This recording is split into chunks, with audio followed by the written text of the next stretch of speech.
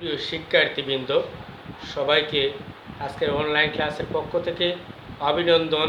তবে আজ আর নয়, সবাইকে শুভকামনা করে আজকের ক্লাস শুরু করতে যাচ্ছি।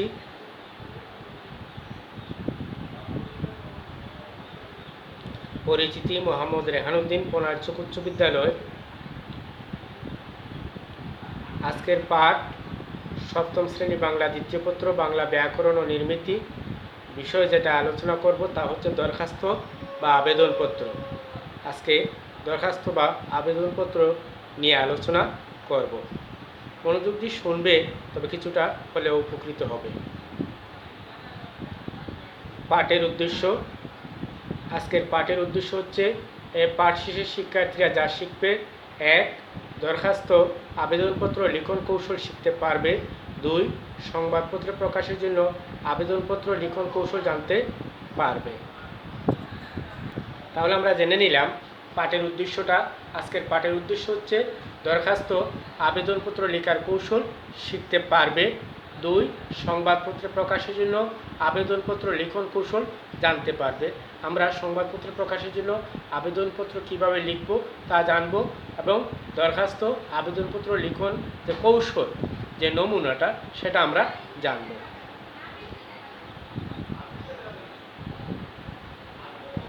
আবেদন বা দরখাস্ত রচনা কি? আবেদন বা দরখাস্ত রচনা কি? দরখাস্ত বলতে কি বুঝি বা আবেদন বলতে আমরা কি বুঝি তা আমরা জানব। বিদ্যালয়ের প্রধান শিক্ষকের কাছে কিংবা বিশেষ প্রয়োজনে সরকারি বিভিন্ন অফিস ও সংস্থা অথবা বেসরকারি কোনো সংস্থার কর্মকর্তাদের নিকট যেসব পত্র লেখা হয় সেগুলোকে আবেদনপত্র বা দরখাস্ত বলে। আমরা জানলাম, যেমন বিদ্যালয়ের প্রধান শিক্ষকের কাছে কিংবা বিশেষ প্রয়োজনে সরকারের বিভিন্ন অফিস ও সংস্থা অথবা বেসরকারি কোনো সংস্থার কর্মকর্তাদের নিকট যেসব পত্র লেখা হয় সেগুলোকে আবেদনপত্র বা দরখাস্ত বলে। এবার শুনব আবেদনপত্র লিখনের গুরুত্ব। আবেদনপত্র লিখনের কোনো গুরুত্ব আছে কি? অবশ্য গুরুত্ব আছে। আজকের দিনে সমস্ত কিছু রেকর্ডপত্রের মাধ্যমে হয়ে থাকে। আবেদনপত্র লিখনের গুরুত্ব: ক. আবেদনপত্র লিখনের মাধ্যমে পত্র লেখকের বোধ ও চিন্তাশক্তির বিকাশ ঘটে। খ. ভাষার অনুশীলন হয়। গ. স্বাধীনভাবে সুন্দর করে নিজেকে উপস্থাপিত করার শক্তি অর্জিত হয়। ঘ. শিক্ষার প্রধান অঙ্গ বলে পরিগণিত হয়। তাহলে আমরা জানলাম আবেদনপত্র লিখনের গুরুত্ব। ক. আবেদনপত্র লিখনের মাধ্যমে পত্র লেখকের বোধ ও চিন্তা শক্তির বিকাশ ঘটে। খ. ভাষার অনুশীলন হয়। গ. স্বাধীনভাবে সুন্দর করে নিজেকে উপস্থাপিত করার শক্তি অর্জিত হয়। গ. শিক্ষার প্রধান অঙ্গ বলে পরিগণিত হয়। আবেদনপত্র লেখার গুরুত্ব আমরা জানলাম। এবার জানব পত্র চিঠির প্রকারভেদ। পত্রের বিষয়বস্তু ও পত্র প্রাপকের ভিন্নতা অনুসারে পত্রসমূহকে কয়েক ভাগে ভাগ করা যেতে পারে। যেমন: ক. ব্যক্তিগত পত্র। খ. আবেদনপত্র। গ. নিমন্ত্রণপত্র। ঘ. অভিনন্দনপত্র। ও ম. পত্রিকায় প্রকাশের জন্য লিখিত পত্র। চ. ব্যবসায়িক পত্র। ছ. দলিল চুক্তিপত্র। তাহলে আমরা জানলাম পত্র বা চিঠির প্রকারভেদ। ক. ব্যক্তিগত পত্র। খ. আবেদনপত্র। গ. নিমন্ত্রণপত্র। ঘ. অভিনন্দন পত্র। ও ম. পত্রিকায় প্রকাশের জন্য লিখিত পত্র। চ. ব্যবসায়িক পত্র। ছ. দলিল বা চুক্তিপত্র। তাহলে আমরা জেনে নিলাম পত্র বা চিঠি প্রকারভেদ। চিঠি বিভিন্ন প্রকারভেদ আছে, আমরা জানি।